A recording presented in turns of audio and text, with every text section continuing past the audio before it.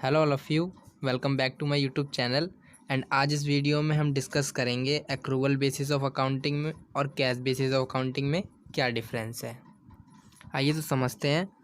Recording के basis पे पहले समझते हैं, ठीक है। तो रिकॉर्डिंग के बेसिस पे एक्रूवल बेसिस में क्या होता है, both cash and credit transaction are recorded.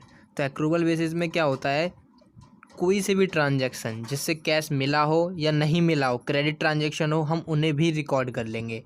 But cash basis of accounting में क्या कहते हैं, हम केवल कैश ट्रांजैक्शन रिकॉर्ड करेंगे। कैश मिला है तो रिकॉर्ड करेंगे, या कैश की पेमेंट हुई है तो रिकॉर्ड करेंगे। अगर कोई क्रेडिट हमने परचेज़ करी है किसी ने, या फिर हमने क्रेडिट सेल्स करी है, तो वो हम रिकॉर्ड नहीं करेंगे।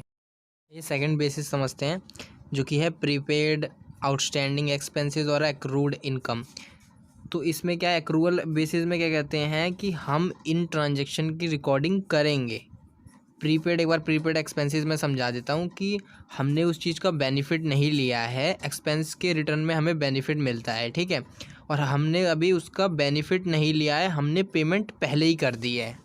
और इनकम के केस की बात करें तो अगर हमने इनकम अर्न कर ली है बट रिसीव नहीं हुई है, अर्न मतलब कि हमें जो काम करना था उसके बदले में हमने कर दिया है बट हमें वो रिसीव नहीं हुई है अभी, तब भी हम उसकी एंट्री अपने एक्रूवल बेसिस ऑफ अकाउंटिंग में कर लेंगे।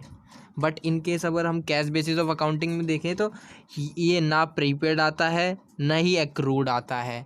इसमें केवल कैश से रिलेटेड आइटम आते हैं, क्योंकि आप खुद समझिए कि जो प्रीपेड का केस और एक्रूड का केस है वहाँ कैश का इन्वॉल्वमेंट नहीं हो रहा है। इस कारण से कैश बेसिस ऑफ अकाउंटिंग जब हम करते हैं तो प्रीपेड नहीं लेते हैं, ना ही एक्रूड लेते हैं, बट एक्रूवल में लेते हैं। आइए थर्ड बेसिस पे समझते हैं, जो कि है प्रॉफिट और लॉस। तो इसमें क्या है, करेक्ट प्रॉफिट और लॉस पता चलता है, बिकॉज हम सब चीज़ों को डील करके चलते हैं, इस बारे हमें करेक्ट प्रॉफिट और लॉस पता चल जाता है। और कैश बेसिस में करेक्ट प्रॉफिट और लॉस नहीं पता चलता, क्योंकि पूरी चीज़ें ली ही कहाँ है, हमने तो आधी आधी चीज़ें लिखी हैं, कैश से रिलेटेड ट्रांजैक्शन लिए हैं बस। इसका अगर हम टेक्निकल नॉलेज के बेस पे देखेंगे तो एक्रूवल में हमें टेक्निकल नॉलेज चाहिए होती है, क्योंकि वहाँ हमें आउटस्टैंडिंग से रिलेटेड और एक्रूड से रिलेटेड ट्रांजैक्शनों का सेटल करना पड़ता है। दैट्स वाई हमें वहाँ पर ज़रूरत पड़ती है एक अच्छी नॉलेज की। बट कैश बेसिस में ऐसा कुछ नहीं है, क्योंकि वहाँ इन ट्रांजैक्शनों का कोई सेटलमेंट नहीं होता है, उसमें आते ही नहीं है ट्रांजैक्शन ऐसे। दैट्स वाई हमें वहाँ पर कोई परफेक्ट नॉलेज या टेक्निकल नॉलेज की ज़रूरत नहीं पड़ती। अगर लीगल पोजीशन के बेस पे देखें तो accrual basis is recognised by the companies act 2013। तो ये जो है कंपनीज एक्ट 2013 से रिकॉग्नाइज्ड है। But cash basis of accounting कोई किसी भी कंपनीज एक्ट या फिर किसी भी एक्ट से रिकॉग्नाइज्ड नहीं है।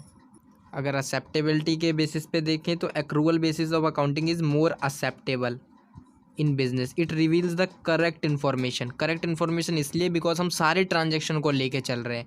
दैट्स वाई हमें एकदम correct profit and loss, correct balance sheet, correct financial position बताता है। But cash basis of accounting acceptable नहीं है, बिकॉज ये हमें एकदम करेक्ट पोजीशन नहीं बताता है। मैं बताऊं तो हमारे जो फाइनेंशियल अकाउंटिंग में हम फॉलो करते हैं वो हम accrual basis of accounting follow करते हैं।